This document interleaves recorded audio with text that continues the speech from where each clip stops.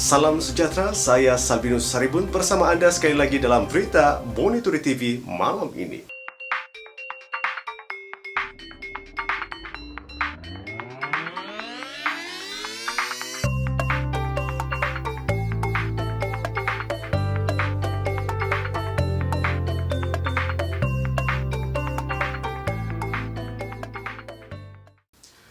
Kes positif baharu dan kematian akibat COVID-19 di negara ini meningkat. Dua kematian dari kluster perhimpunan tabligh antara 5 kes kematian akibat wabak COVID-19 di Malaysia hari ini. Ketua Pengarah Kesihatan Datuk Dr. Noor Hisham Abdullah menerusi kenyataan di laman Facebooknya menyatakan kematian pertama hari ini membabitkan peserta perhimpunan tabligh seorang lelaki berusia 50 tahun di Hospital Melaka 10.30 pagi tadi. Katanya seorang lagi dari kluster perhimpunan tabligh dilaporkan meninggal dunia pada 4 petang tadi, iaitu seorang lelaki berusia 69 tahun yang dimasukkan di Hospital Tumpat, Kelantan sejak 16 Mac lalu. Satu lagi kematian membabitkan lelaki berusia 57 tahun, kontak rapat kepada pesakit daripada kluster perhimpunan tabligh yang meninggal dunia pada 3.22 petang tadi di Hospital Kuala Lumpur. Lelaki itu juga mempunyai sejarah perjalanan ke Vietnam dan dimasukkan ke HKL pada 18 Mac setelah mengalami demam. Menurut Datuk Dr. Noor Hisham, dua lagi kematian membabitkan dua beranak di Sarawak, iaitu wanita berusia 79 tahun dan anaknya berusia 40 tahun. Katanya wanita berusia 79 tahun dimasukkan ke Borneo Medical Center pada 16 Mac setelah mengalami demam dan batuk selama 5 hari.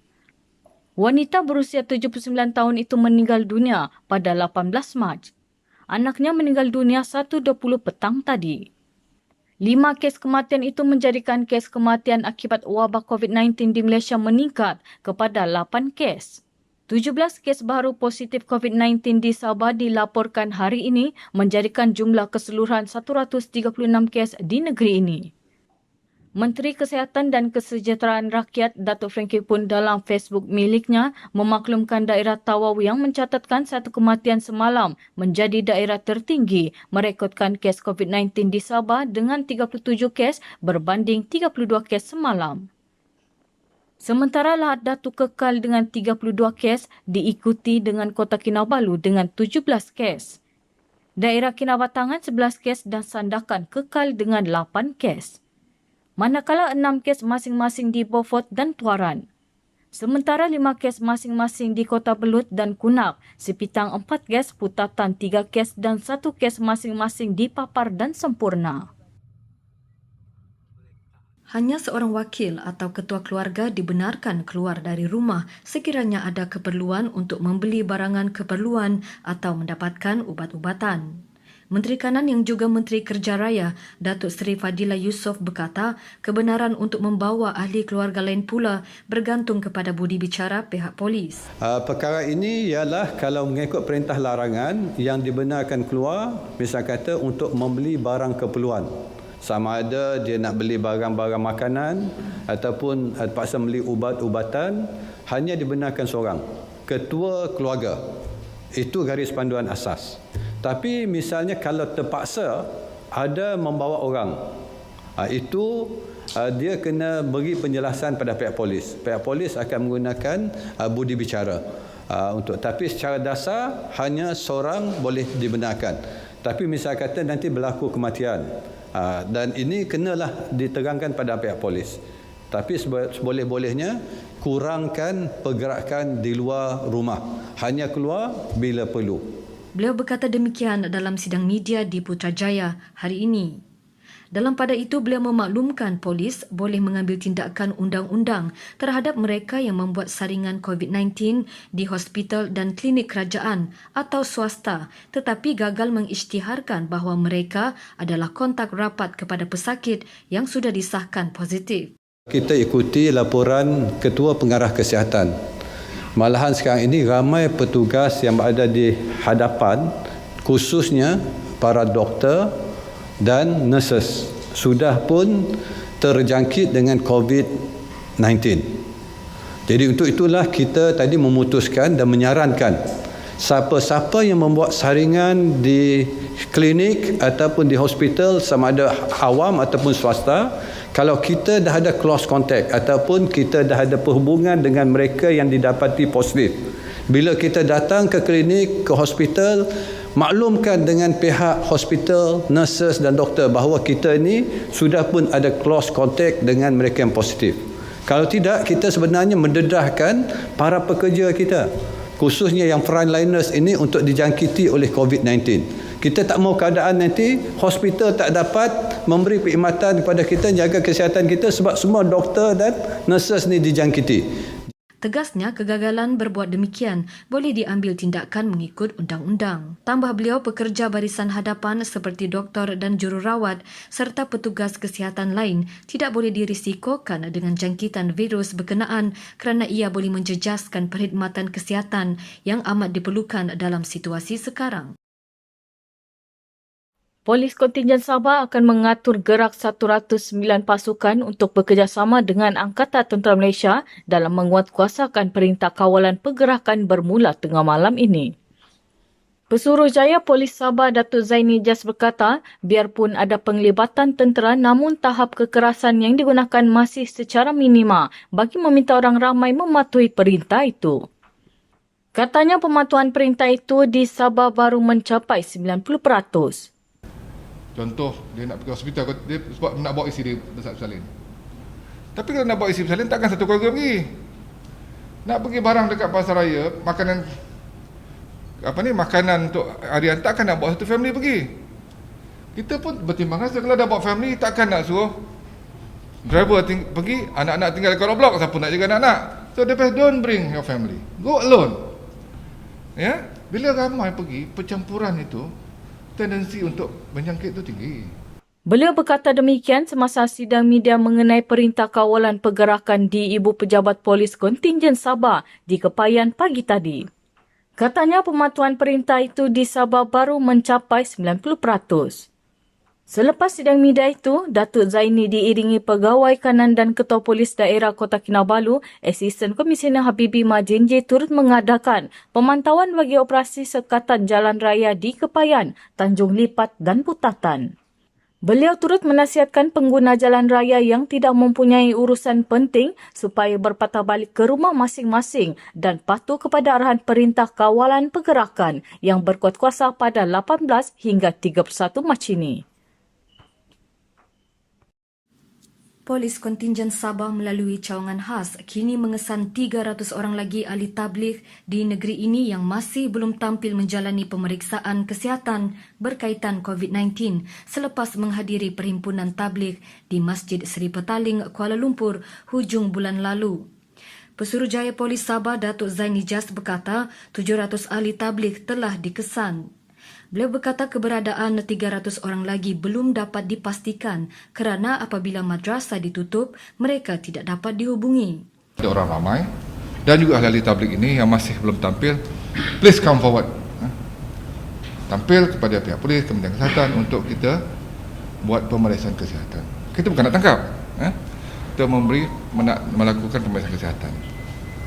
Because sekiranya mereka ini tidak tampil, dan mereka ini didapati positif COVID, dia mempunyai implikasi yang besar. Ya? So saya minta media war-warkan dalam you punya ni, please come forward. Kita bukan nak tangkap, kita datang nak bantu dia. Kalau dia sakit, kita pergi refer hospital nak sembuhkan dia. Kalau dia tak sakit, hospital check, hospital clearkan dia, alhamdulillah dia sihat. Itu aja. Menurutnya, tiada ruang untuk mereka terlepas. Oleh itu adalah lebih baik mereka tampil ke hadapan agar pemeriksaan kesihatan dapat dilakukan ke atas mereka dan kontak terdekat. Jenazah seorang lelaki berusia 58 tahun yang meninggal dunia akibat dijangkiti virus COVID-19 di Hospital Tawau semalam telah dikebumikan di Tanah Perkuburan Islam Pasir Putih 10.20 malam tadi.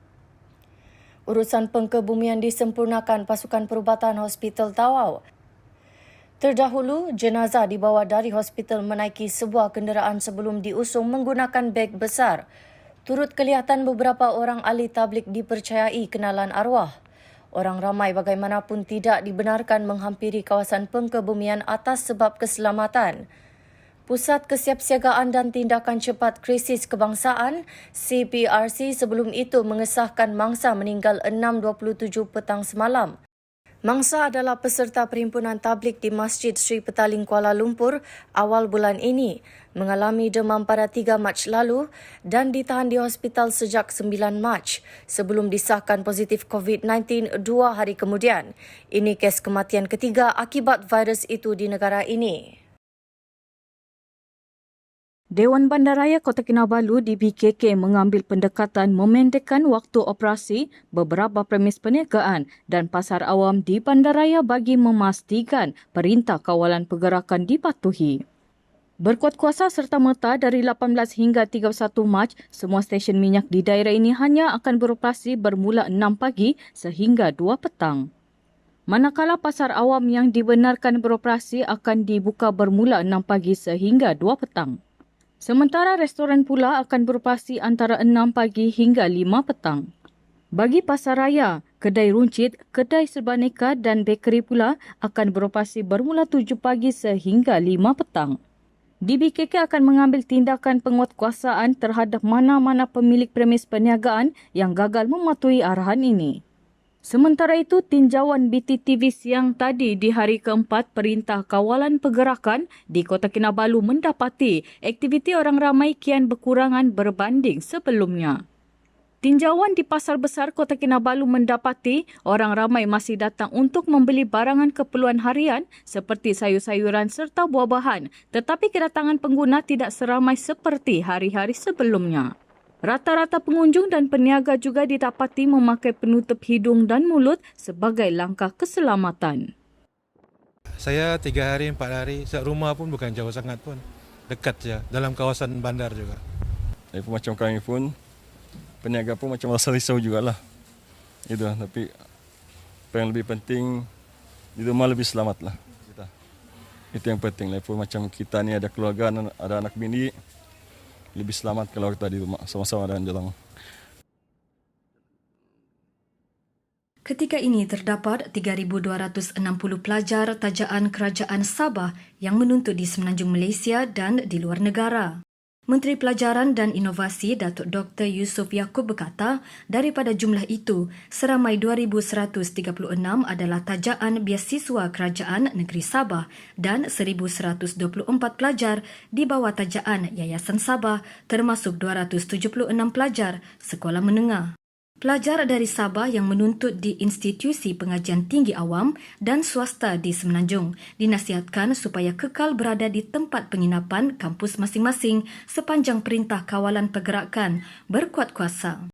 Untuk memastikan kesihatan, kebajikan dan keselamatan pelajar Sabah di Semenanjung Malaysia sentiasa terjaga, Kerajaan Sabah memberikan bantuan termasuk makanan yang disalurkan menerusi Kementerian Pendidikan dan Inovasi. Dan bantuan itu amat dihargai pelajar dan ibu bapa mereka di Sabah. Kepada Ketua Menteri Sabah dan Pejabat Perhubungan Negeri Sabah Kuala Lumpur, kami pelajar Universiti Teknologi Malaysia Kampus Kuala Lumpur ingin mengucapkan ribuan terima kasih. Tinjauan di lapangan terbang antarabangsa Kuching mendapati lebih daripada 80% penerbangan yang dijadualkan untuk berlepas semalam dibatalkan. Rata-rata penumpang yang ditemui meluahkan perasaan kecewa, namun mereka akur dengan perintah itu. In a panic, in a way, trying to get more, trying to find out the details like which are the flights available to get out of the country and all this. It wasn't so bad because we still have a place to stay here. But just that, of course, there are a lot of inconvenience in terms of like how to get the food, all this, and a lot of. Dari segi positif apa yang kita boleh nampak dia kat situ supaya orang-orang awam kat sini semua, diorang boleh ambil benda tu sebagai langkah berjaga-jaga lah. Kalau macam kalau menggunakan sebagai flight ni, kita kena sentiasa jaga kebersihan lah.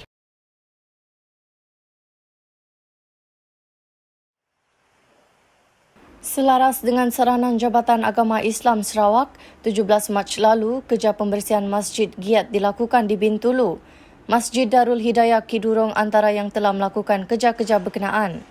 Semburan bahan nyahkuman sebanyak 3 kali pusingan dilakukan di seluruh kawasan masjid termasuk ruangan solat. Mengikut arahan pihak Kementerian Kesihatan, pusingan pertama bila dah kering, then kita buat lagi pusingan yang kedua dan jarak masa 1 jam macam tu hingga yang ketiga. Lepas tu premis tu kenalah ditutup supaya orang tak masuk, supaya penyakit tu tak akan membiak. Beliau turut memaklumkan masjid ditutup untuk sebarang aktiviti pintu pagar masjid dikunci.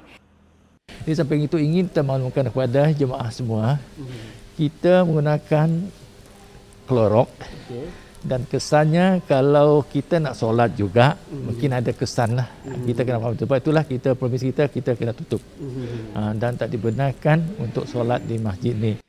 Tinjauan di Masjid Al-Mutakin penempatan Sungai Plan juga mendapati masjid tersebut ditutup untuk sebarang aktiviti.